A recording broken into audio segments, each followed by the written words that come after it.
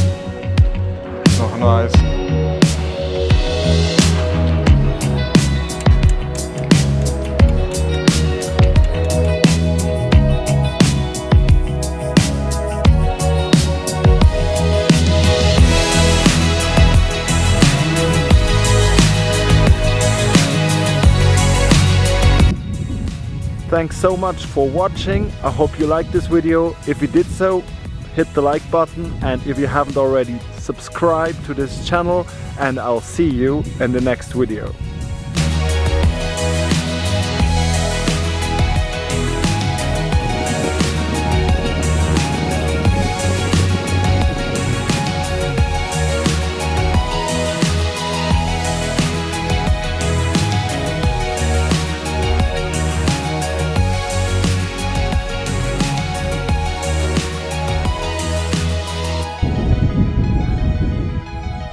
So, thanks so much for watching.